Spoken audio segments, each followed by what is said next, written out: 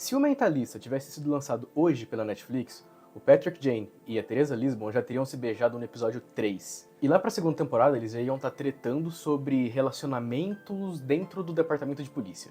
Mas eu tô na segunda temporada e eles parecem estar a quilômetros de distância de ter alguma coisa. E cara, isso é maravilhoso, isso é muito bom. Bom, se você, assim como eu, assiste bastante série de streamings, você já deve ter percebido também que as séries de hoje em dia parecem estar com muita pressa.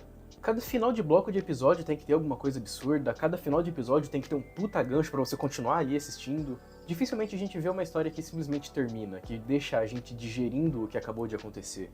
A gente nunca tem momentos de respiro.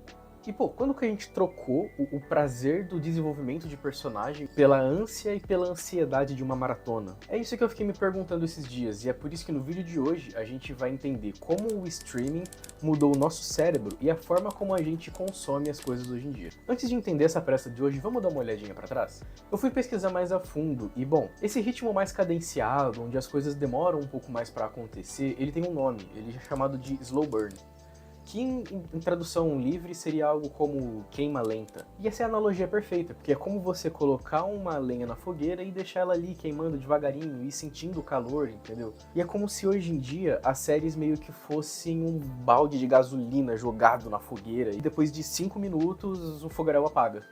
No formato slow burn, os mistérios de uma série levavam muito tempo para serem desvendados. Os romances eles se desenvolviam num ritmo mais crível, né? Tinha aquela coisa tipo, um toque de mão já era o suficiente pra gente ficar tipo, eita nós, sabe? Ou até um olhar atravessado que os personagens davam e você ficava tipo, será que vai rolar um clima ali e tal? Isso é muito diferente de como as coisas são mais explícitas nas séries de hoje em dia. E eu nem tô falando tipo de cena explícita, eu falo de é tudo muito na cara. A gente não tem espaço pra sutileza. No slow burn, o arco dos personagens acaba ficando mais realista. Eles têm mais tempo pra errar, pra aprender, pra melhorar como pessoa. Que é um exemplo muito clássico disso. Lembra do Bob, do Sobrenatural? Quando ele apareceu pela primeira vez lá na primeira temporada, ele era só um contato, um amigo antigo da família que entendia a lore dos monstros e dava uma mão pros personagens de vez em quando. Ele não apareceu com um letreiro escrito gigante na testa dele, sou importante. Ele foi ganhando o seu espaço devagar. A dinâmica dele com o Dean e com o Sam foi se desenvolvendo com tanta naturalidade, foi algo tão orgânico, que quando a série chegou no seu ápice, o Bob já tinha se tornado um dos personagens mais amados e mais importantes pra todo mundo que gostava da série. Ele tinha virado praticamente o pai daqueles meninos. E cara, isso levou anos pra acontecer. Foram 7 temporadas construindo tijolinho por tijolinho até chegar no grande ápice do personagem que deixou todo mundo devastado como deixou. Se fosse numa série de hoje em dia, o Bob já ia começar como um mentor e ia morrer em tipo 3 episódios. Mas aí eu te faço a pergunta que me trouxe até aqui. Quando foi que a gente começou a aceitar temporadas de 8 episódios de 1 hora, onde tudo acontece de uma vez só, ao invés de preferir aqueles pacotes de 8 a 22 mais curtos, onde a história fluía naturalmente? Pergunta longa. Para entender isso, a gente precisa voltar e entender como funcionava a engenharia dos canais de TV lá nos anos 2000, no final dos anos 90. Antigamente, o modelo de negócios era completamente diferente. As emissoras de TV aberta, elas precisavam preencher uma grade de programação que ia de setembro até maio do outro ano. Então eles precisavam muito de volume de episódio para manter o canal vivo. Só que eles não precisavam só preencher essa grade, eles precisavam fazer você voltar para assistir toda semana, no mesmo dia, no mesmo horário. Então os criadores eles tinham um objetivo claro, eles precisavam fazer você se apaixonar pelos personagens. Assistir uma série era quase que um compromisso social. A gente assistia o episódio tipo na terça-noite, e aí na quarta-feira de manhã a gente ia comentar sobre o episódio com o pessoal, tipo na escola, no trabalho, essas coisas assim. E como você se apaixona por um personagem? Convivendo com ele. Vamos voltar pro meu exemplo do Mentalista. Quando a gente pega uma temporada de 22 episódios, a gente tem aqueles episódios procedurais. A gente chamaria hoje em dia de filler. São episódios que não fazem a trama do Red John andar, mas elas trazem desenvolvimento para os personagens secundários, pro Shaw, pra Lisbon. A gente tem episódios em que o Rigsby vai tomar uma atitude, fazer alguma coisa relacionada a Von Pelt, que é a crush dele, ou alguma coisa do tipo.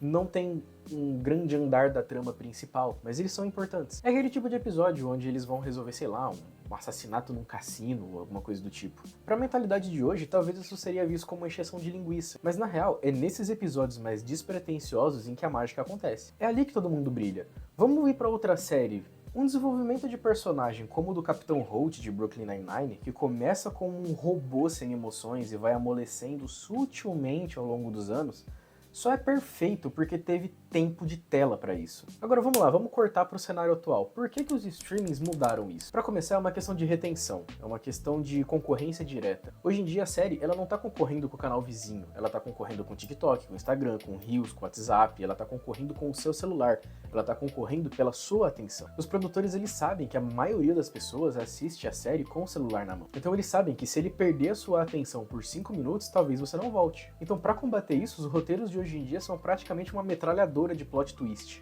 Então, seguindo esse modelo maratona, o famoso binge watching, lançado pela Netflix, para as plataformas faz muito mais sentido fazer uma temporada enxuta de 8 episódios, enfiar dinheiro de marketing e fazer essa série explodir por tipo 2, 3 semanas e ficar nos trending topics e depois passa e eles já vêm com a próxima. O objetivo deles não é mais te manter por muito tempo, o objetivo deles é garantir que você continue assinando por mais aquele mês. E pra mim a maior desvantagem disso é que a gente para de sentir as coisas. Pô, pensa aí comigo, seja sincero, quantas vezes você já pegou uma série pra assistir que tava sendo super elogiada, todo mundo comentando sobre, e aí tem um personagem que morre em algum episódio, e tem música dramática, enquadramento, tudo certinho pra você ficar muito emocionado e você fica tipo...